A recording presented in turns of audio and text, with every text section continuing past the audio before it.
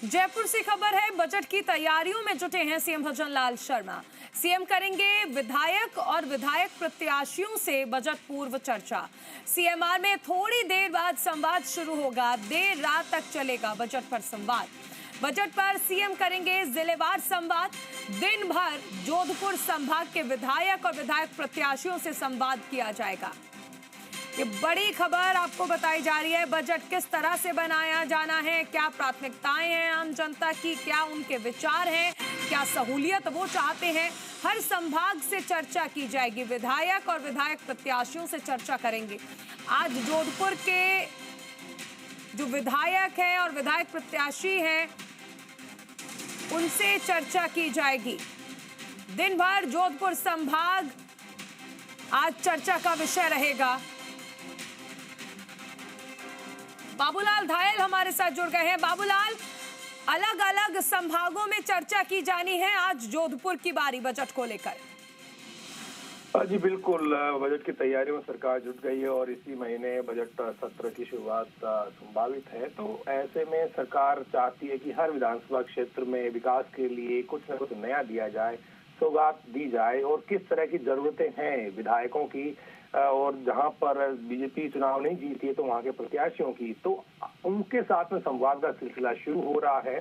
और जोधपुर संभाग के जो विधायक हैं आ जाएंगे जिलेवार, उनके साथ में मुख्यमंत्री भजनलाल शर्मा बैठकें करेंगे और उनसे पूछेंगे कि पिछले 2 साल में जो बजट की घोषणाएं की गई थी आपके इलाके में उन पर कितना काम हो चुका है, अगर कहीं पर कुछ बाकी है तो वो बताइएगा और नए सिरे से क्या करने की जरूरत है। तो जोधपुर संभाग के बाड़मेर है, जैसलमेर है, जोधपुर है, जालोर है, सिरोही है, ये वो जिले हैं जो विकास की रफ्तार पकड़ रहे हैं, तेजी से आगे बढ़ रहे हैं। और इसी महीने माना यह जा रहा है कि प्रधानमंत्री नरेंद्र मोदी पचपद्र आएंगे और रिफाइनरी की सौगात देंगे, रिफाइनरी का उद्घाटन होगा।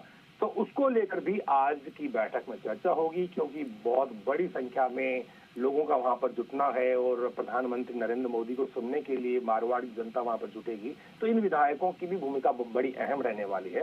तो ऐसे में उस पर भी चर्चा होगी। रिफाइनरी का जो उद्घाटन समारोह होगा उसको लेकर के भी चर्चा होगी। साथ ही विकास का जो विजन है इस सरकार का, पिछले 2 साल में जिस तरह से सरकार ने काम किए हैं उसको किस तरह से आगे बढ़ाया जाए और जो जरूरतें हैं हर पानी की, बिजली की, सड़क की, शिक्षा की, चिकित्सा की, तो उनको लेकर के विधायकों का फीडबैक लिया जाएगा। उनकी जो मांगे हैं उनको मुख्यमंत्री नोट करेंगे एक एक, और फिर बजट में किन किन बड़ी चीजों को लेकर के ऐलान किए जा सकते हैं तो उस पर भी चर्चा होगी। तो मुख्यमंत्री संवाद का सिलसिला शुरू कर रहे हैं। बाबूलाल, इस क्रम में भी देखा जा सकता है कि मुख्यमंत्री जिस तरह से कहते हैं कि ये सरकार जनता के द्वारा चुनी हुई है, जनता की सरकार है, इसीलिए हर जगह पर जो जो जनता की प्राथमिकताएं हैं, जो जनता चाहती है अपने मुख्यमंत्री से, उन प्राथमिकताओं को बजट में इंक्लूड किया जाए। इसीलिए हर संभाग के लोगों से मुलाकात की जाएगी, उनसे चर्चा की जाएगी मुख्यमंत्री द्वारा।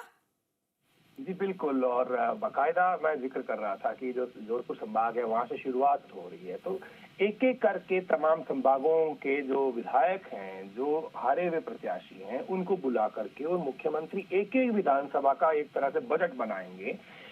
तब 200 विधानसभाओं को टच कर पाएंगे। उनकी कोशिश ये है कि कुछ न कुछ हर विधानसभा को मिलना चाहिए, क्योंकि जनता की सरकार है, भजनलाल शर्मा की सरकार, वो ये सीधा कहते हैं कि हमने जो वादे किए थे उनको पूरा किया है पिछले 2 साल में।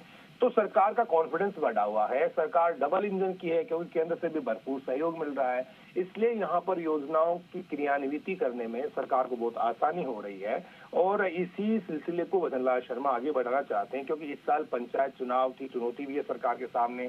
सरकार एक बेहतरीन बजट देना चाहती है जिससे कि ज्यादा से ज्यादा प्रधान बीजेपी के बने, ज्यादा से ज्यादा जिला प्रमुख बीजेपी के बने और मंत्रिमंडल का विस्तार भी इसी साल होना है। तो ऐसी सूरत में बहुत सारी चीजों को देखते हुए बजट में बहुत सारी चीजें दिखेंगी। उसमें लोक लुभावन घोषणाएं भी होंगी, आम आदमी को प्रभावित करने वाली जो योजनाएं हैं उनका सरकार ऐलान कर सकती है। इसलिए तमाम चीजों का फीडबैक लेकर के और फिर बजट में उनको जगह दी जाएगी। तो उसी के लिए एक्सरसाइज सीएम भजनलाल शर्मा ने आज से शुरू करी है। तो आने वाले दिनों में और बाकी के संभाग और बाकी जो जिले हैं उनको भी बुलाया जाएगा और उनके साथ में संवाद का सिलसिला जारी रहेगा। चलिए, शुक्रिया बाबूलाल इस तमाम जानकारी के लिए।